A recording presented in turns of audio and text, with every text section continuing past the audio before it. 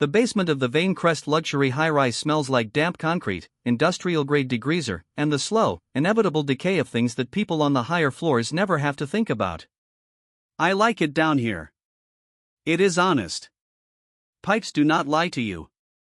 If a valve is leaking, it tells you with a steady, rhythmic drip. If a boiler is about to blow, it screams. Down here, I am not an omega with a bank account balance that looks like a cry for help. I am the guy who keeps the world from freezing over when the winter winds whip off the river.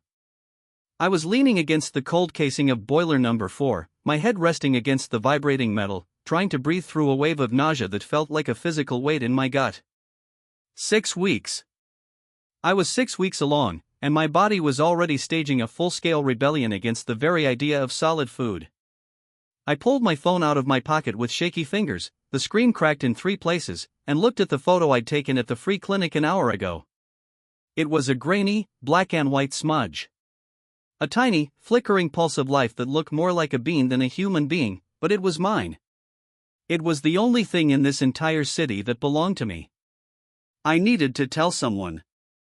I needed to tell Sarah, the only person who wouldn't look at my grease-stained coveralls and wonder why I was bringing a child into this mess. My thumbs were clumsy, slick with a bit of stray lubricant from the HVAC pump I'd just serviced.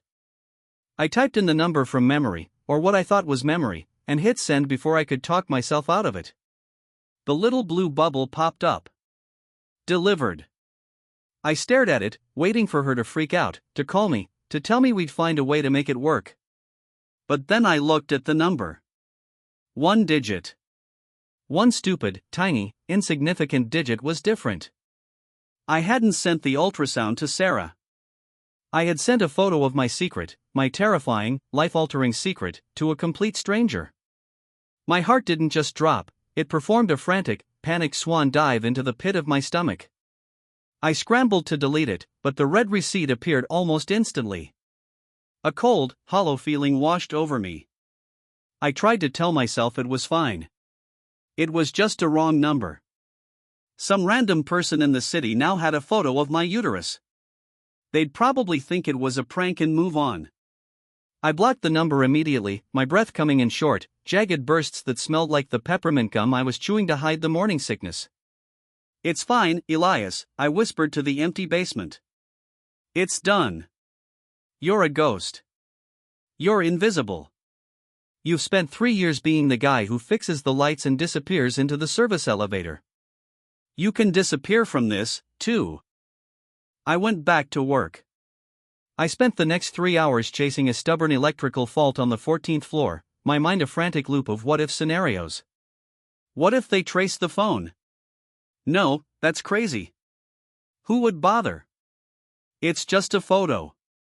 But the alpha scent in the building felt heavier today. Or maybe I was just hyper-aware of it. The Vanecrest was full of alphas, the kind of men who wore suits that cost more than my annual salary and looked through me as if I were part of the architecture. I was used to it.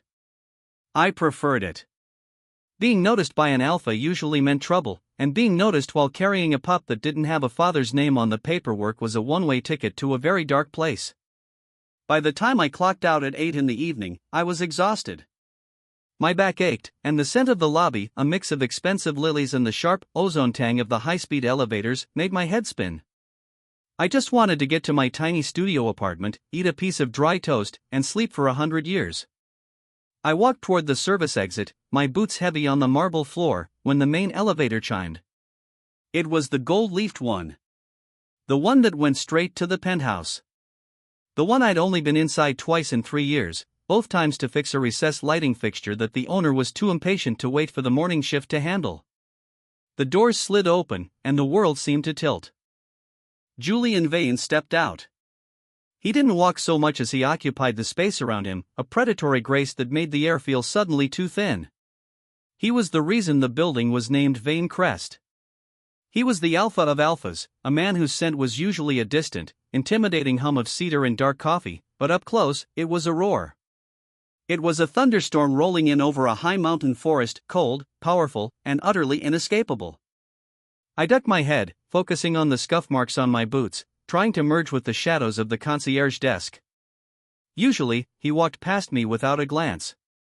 Usually, I was just the maintenance guy. But today, the footsteps stopped. The polished leather of his shoes entered my field of vision. I froze. My heart was hammering against my ribs like a trapped bird. "Elias," he said. His voice was a low, resonant vibration that I felt in my marrow. He'd never said my name before. I didn't even think he knew I had one. I looked up, slowly, my neck stiff with tension. He was holding his phone. He didn't look angry, he looked focused, in a way that was much more terrifying. He turned the screen toward me. It was my text. The ultrasound. The grainy smudge of my future. "Whose child is this?" he asked. The question wasn't a suggestion. It was a command. I tried to speak, but my throat was a desert. I swallowed hard, the scent of him, that overwhelming, dark timber and spice, filling my lungs and making my knees weak. I sent that by mistake," I managed to croak out. "Wrong number. I'm sorry. I already blocked it. It won't happen again." I tried to step around him, my heart rate spiking into the red zone, but he moved with a speed that shouldn't have been possible for a man in a three-piece suit. He blocked my path, his presence a physical wall. "I didn't ask if it was a mistake," he said, his eyes narrowing. They were the color of slate after a rainstorm. "I asked whose it is." I felt the panic rising, a hot, frantic tide. "Mine," I snapped, the sarcasm I used as a shield finally kicking in. "It's mine, Mr. Vane. Seeing as it's inside my body, that's usually how it works. Now, if you'll excuse me, I have a very glamorous dinner of saltine crackers waiting for me." I tried to push past him again, but he caught my arm. His grip wasn't painful, but it was absolute. The heat of his palm through my thin coveralls felt like a brand. "Where are you going?" he asked. "Home," I said, my voice trembling now. "I'm going home." He looked at me for a long, silent moment, his nostrils flaring slightly as he caught my scent. I knew what he was smelling. The sweet, milky undertone of a pregnant omega, currently soured by the sharp, metallic tang of pure, unadulterated terror. "No," he said, his voice dropping an octave, becoming something primal. "You aren't going back to that basement apartment, Elias. You're coming with me." I laughed. It was a high, hysterical sound that echoed off the marble walls. "Excuse me? I think the altitude on the 32nd floor has cut off your oxygen, sir. I work here. I don't live here. And I certainly don't live with you." I tried to yank my arm back, but he didn't budge. He looked at the concierge, who was staring at us with wide, shocked eyes, and then back at me. "You've been sharing an elevator with me for 2 years, Julian said, his voice surprisingly quiet now. "I've watched you fix the heating in my unit. I've watched you replace the bulbs in the hallway when you thought no one was looking. I know you know every inch of this building. And I know that you're exhausted, you're hungry, and you're carrying a child in a place that barely has functioning hot water. That ends now." He didn't wait for an answer. He didn't ask. He simply steered me toward the private elevator. I wanted to fight him. I wanted to scream. But the weirdest thing happened. As soon as the elevator doors closed and we were encased in the scent of him, the nausea that had been my constant companion for 2 weeks just vanished. My body, traitorous and instinct-driven as it was, decided that this alpha was safety. My inner omega was practically purring, while my brain was screaming that I was being kidnapped by a billionaire. "This is illegal," I muttered as the numbers on the display climbed toward 32. "I'm pretty sure this is a felony. I have a lease. I have a cat. Well, it's a stray that I feed behind the dumpsters, but he counts." Julian didn't look at me. He was watching the floor numbers. "Your lease is being settled. Your things will be moved tomorrow. As for the cat, we'll discuss the logistics of a pet on the penthouse floor later." The doors chimed. 32. The penthouse wasn't a home, it was a museum of marble and glass. It was cold, silent, and smelled like nothing but filtered air in Julian. He led me to a bedroom that was larger than my entire apartment. Stay here, he said. I'll have food sent up. He turned to leave, but I found my voice. Why? I shouted. He stopped at the door, his silhouette dark against the city lights streaming through the floor-to-ceiling windows. Because that child is a Vanecrest resident, he said, his tone unreadable. And because I've spent 2 years not asking your name, Elias. I'm not making that mistake for a third. He left, and I did the only logical thing. I sat on the edge of the bed, which felt like sitting on a cloud made of silk, and burst into tears. I was 24 years old, I had $42 in my savings account, and I was currently the guest/prisoner of a man who probably thought a gallon of milk cost $20. The absurdity of it was almost as overwhelming as the fear. I woke up the next morning to the smell of actual, honest-to-God bacon. My stomach did a little flip, but for once, it wasn't out of disgust. I stumbled out of the bedroom, my hair a bird's nest and my coveralls wrinkled beyond repair, to find a table set for two. Julian was sitting there, reading something on a tablet, looking like he'd been carved out of granite. He looked up when I entered. Sit, he said. I sat. I didn't mean to, but my legs just gave out. I'm not staying, I said, even as I reached for a piece of toast. I have a shift. The boiler in the north wing has a temperamental pressure gauge, and if I'm not there to bleed the lines, the whole system will lock up. Julian took a sip of coffee, his eyes never leaving mine. I've already called your supervisor. You've been put on indefinite paid leave. I nearly choked on my toast. You what? You can't do that. That job is my life. It's how I stay me. He leaned forward, and the scent of him, warm, comforting, and terrifyingly masculine, swirled around me. You are me, he said. The words were a shock to the system. What? I whispered. In this world, Elias, people like you are invisible until they are needed. I let that happen for too long. But you are carrying a life, and you are doing it in my building. That makes you my responsibility. Whether you like it or not. I spent the next 3 days trying to find a way out. I checked the windows, sealed, the doors, coated, and the service stairs, guarded by a very polite man named Marcus who looked like he could crush a bowling ball with his bare hands. I was a golden-caged bird. But the cage was comfortable. The morning sickness began to fade, replaced by a constant, ravenous hunger. Julian, for all his coldness, noticed everything. He didn't say anything when he found me in his walk-in closet on the fourth night, curled up in a pile of his discarded cashmere sweaters, but I saw the way his jaw tightened. I was nesting. It was humiliating. I was a grown man, a professional technician who could rewire a breaker box in the dark, and here I was, huffing in Alpha's laundry because it made the little bean in my belly feel safe. Does it help? He asked. I jumped, nearly knocking over a row of handmade Italian shoes. He was standing in the doorway, his tie loosened, looking tired in a way I hadn't seen before. I clutched a navy blue sweater to my chest, my face burning. The room was cold, I lied. It was 72 degrees in the penthouse, controlled by a climate system I had personally calibrated a year ago. Julian didn't call me out. He walked over, sat on the floor next to me, and did something that made my heart stop. He reached out and touched my stomach. It was just a light pressure, his hand warmed through the fabric of my shirt, but it felt like an electric shock.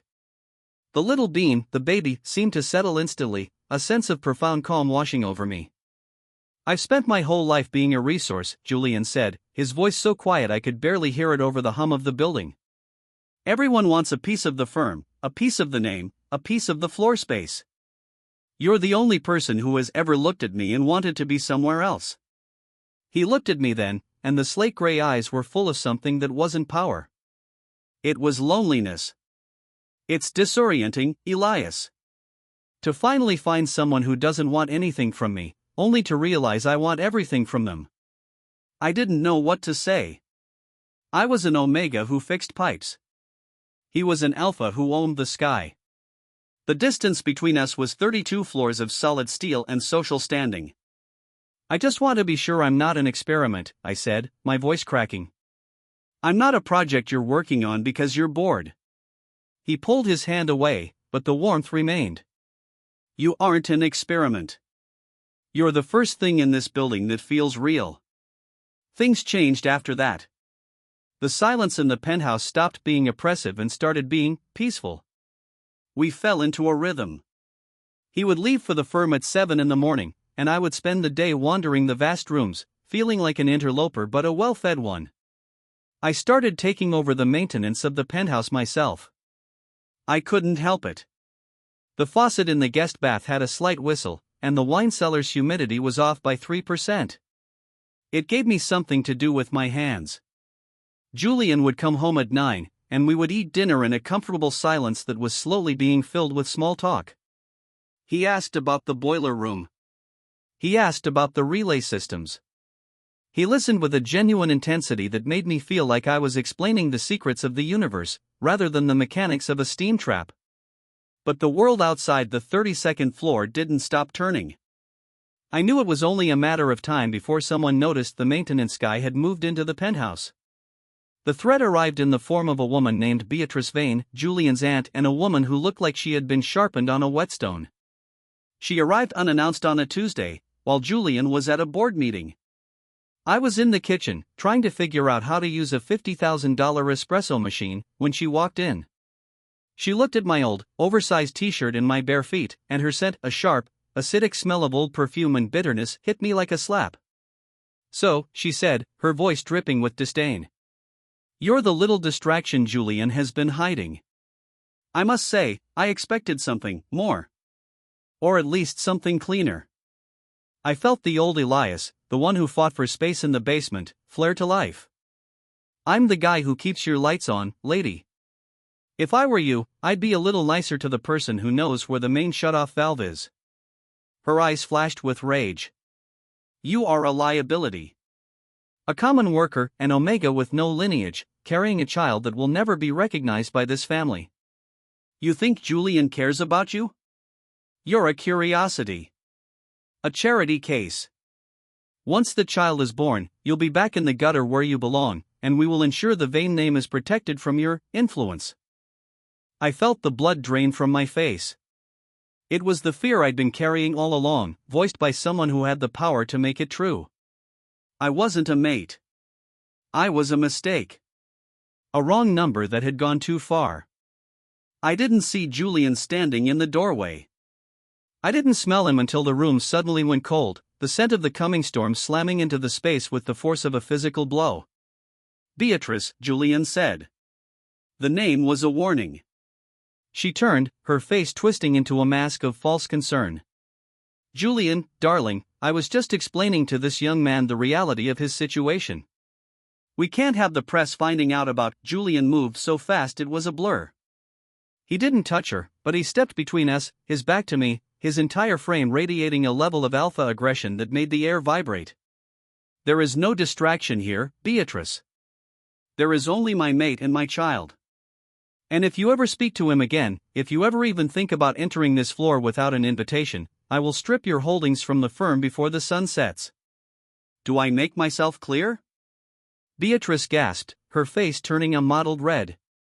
Your mate? Julian, be reasonable. He is the man who knows this building better than I do, Julian interrupted, his voice like grinding stone.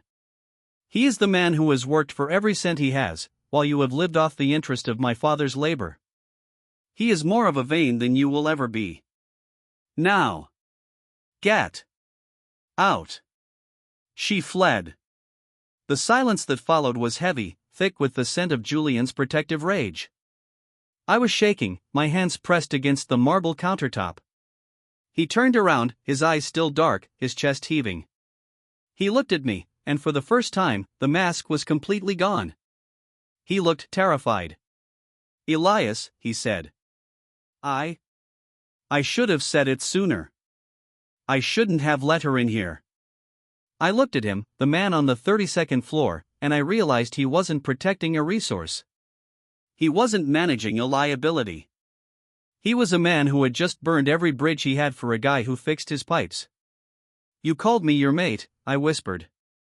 He stepped closer, his sense softening, turning into that warm, deep cedar that always made me feel like I could finally breathe. I didn't say it because I had to, he said, reaching out to cup my face.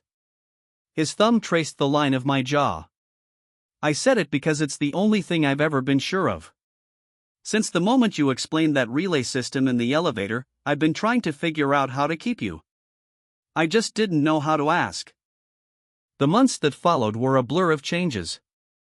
I didn't move back to the basement, but I didn't stop working either. We reached a compromise. I became the building's chief engineering consultant, a title Julian insisted on, which basically meant I got to keep my coveralls but had a much better health insurance plan and didn't have to report to a supervisor who smelled like old ham. The pregnancy progressed with the kind of ease that comes when you aren't worried about where your next meal is coming from. Julian was a lot. He read every book on omega care. He hired a private chef who specialized in prenatal nutrition, whom I promptly fired because I wanted grilled cheese sandwiches at 3 a.m, and the chef kept trying to give me kale. Julian eventually learned how to make the grilled cheese himself. Seeing a man who managed a multi-billion-dollar investment firm standing in a silk bathrobe at 3:15 in the morning, meticulously buttering sourdough bread, was the moment I knew I was in deep. The birth happened on a Tuesday in July. It was hot, the city shimmering in a haze of heat and humidity, but the penthouse was cool and quiet. It wasn't a dramatic, movie-style labor. It was long, exhausting, and filled with the scent of Julian's unwavering presence. He didn't leave my side. Not once. When the baby finally arrived, a boy with Julian's slate-gray eyes and a cry that could be heard on the 25th floor, the world finally felt like it had clicked into place. We named him Leo. Not because it was a family name, but because he was a tiny, fierce thing who had survived my panic and Julian's silence and the coldness of the world to be here. 1 year later, I was standing in the lobby of the Vane Crest, waiting for the elevator. I had Leo strapped to my chest in a carrier, his small head resting against my heart. I was wearing my work shirt, the one with Elias embroidered over the pocket, because I still liked to check the boiler pressures on Tuesdays. It was a habit I couldn't break. The gold-leafed elevator chimed, and Julian stepped out. He looked the same, bespoke suit, predatory grace, the scent of cedar and success.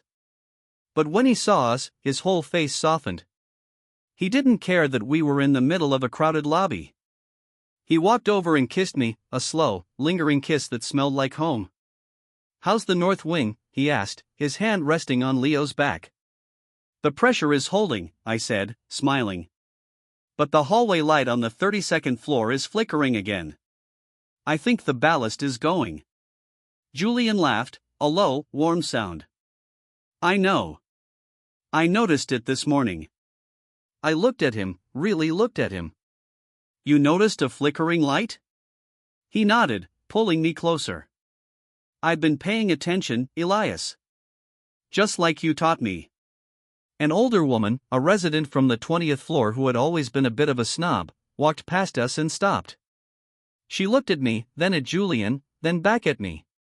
"Excuse me," she said to me, her voice curious. "Do you know the man from the penthouse?" I looked at Julian, who was watching me with an expression that made the 32 floors between us feel like nothing at all. "Yes," I said, my voice steady and proud. "He seems to know you," the woman remarked, her eyes narrowing. "He's been paying attention," I replied, the ghost of a smile playing on my lips. She huffed and walked away, clearly confused by the hierarchy. Julian leaned down, his breath warm against my ear. "The light still works, by the way," he whispered. "I checked it myself this morning." I leaned into him, the scent of vanilla and honey from my own skin mingling with his cedar and coffee. "I know," I said. "I'm the one who fixed it." We walked toward the elevator together, the Alpha from the 32nd floor and the Omega from the basement. It was a small, stupid accident that had brought us here. A wrong number. A misdirected text. A moment of exhaustion that had led to a collision of two worlds that were never supposed to meet. But as the doors closed and we began our ascent, I realized that for the first time in my life, I wasn't just fixing things for other people. I was building something for myself. The elevator climbed, the numbers ticking upward, leaving the basement and the grease and the invisibility behind. We were going home. And as I looked at the reflection of my family in the polished brass of the elevator car, I knew that the wrong number had been the only right one I'd ever dialed. The city stretched out below us, a carpet of lights and noise, but up here, in the quiet space between the floors, there was only us. I thought about that first text message often. The way I had panicked. The way I had tried to block him out. I thought about the version of me that was still down there, hiding in the shadows, afraid to be seen. That Elias was gone. In his place was someone who knew his own value, someone who wasn't afraid to take up space.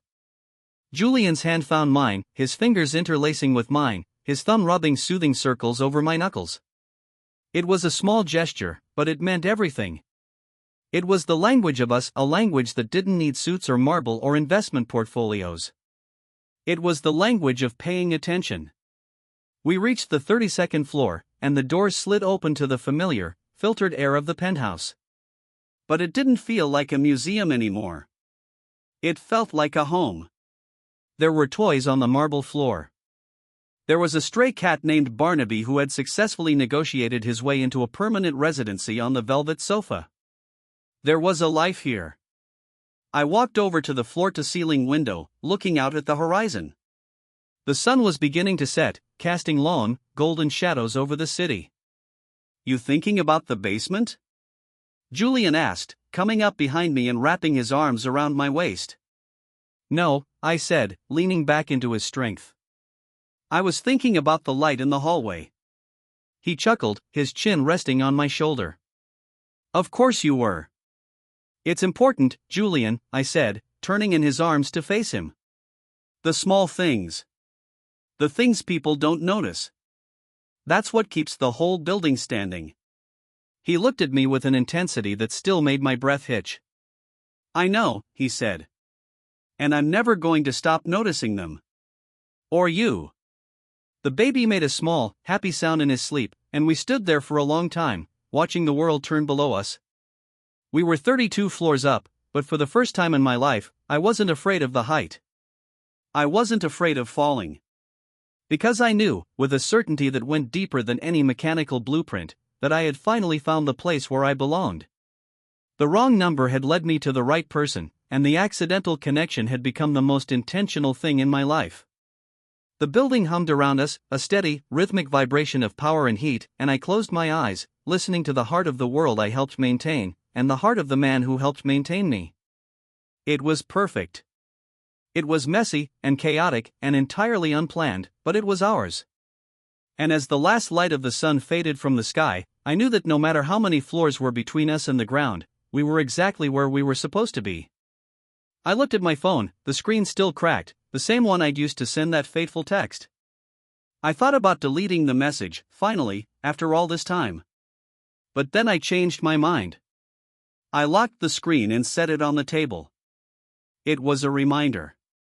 A reminder that sometimes, the best things in life are the ones you never saw coming. The ones that start with a mistake and end with a miracle. Julian kissed my forehead, his scent settling over me like a warm blanket. "I love you, Elias," he whispered. It was the first time he'd said it so clearly, without the armor of his position or the weight of his name. I looked up at him, my heart full to bursting. "I love you too, Julian. Even if you still don't know how to use the espresso machine." He laughed, and the sound was the most beautiful thing I'd ever heard. We were a maintenance omega and a billionaire alpha, a wrong number and a right turn, a story that shouldn't have worked but did. And as we walked toward our bedroom, leaving the city lights behind us, I knew that this was only the beginning. The pipes would still leak, the lights would still flicker, and the world would still be a complicated, difficult place. But we would face it together, one floor at a time. And that was more than enough for me. I sat down on the bed, watching Julian settle Leo into his crib. The room was bathed in the soft glow of a nightlight I'd installed myself, one that didn't hum or flicker. I thought about the journey from the basement to the penthouse, the literal and metaphorical climb. It wasn't just about the money or the luxury. It was about being seen. Truly seen. For 3 years, I had been a ghost in these halls, a shadow that fixed the broken things and disappeared before the residents woke up. I had accepted that as my lot in life. I had thought that being in Omega meant being a supporting character in someone else's grand narrative. But Julian had changed that. He hadn't just given me a place to live, he had given me a place to exist. He had looked at the grainy photo of a smudge and seen a future. He had looked at a grease-stained technician and seen a mate. I reached out and touched the navy blue sweater he had left on the chair, the same one I had nested with months ago. It still smelled like him. It always would. Julian came over and sat beside me, taking my hand in his. "What are you thinking about?" he asked. "Just how lucky I am," I said. "That I'm bad at typing phone numbers." He smiled, pulling me into his side. "I'm the lucky one, Elias. I was living in a building I didn't understand, surrounded by people I didn't trust. You gave this place a soul." I leaned my head on his shoulder, closing my eyes. The building hummed, a low, comforting vibration that felt like a heartbeat. My heartbeat. His heartbeat. Our heartbeat. The 32nd floor was high, but we were grounded. We were solid. We were home. And as I drifted off to sleep, I knew that no matter what happened tomorrow, the light in the hallway would be bright, the heat would be steady, and the man beside me would be there to catch me if I ever started to fall. The accident was over. The life had begun.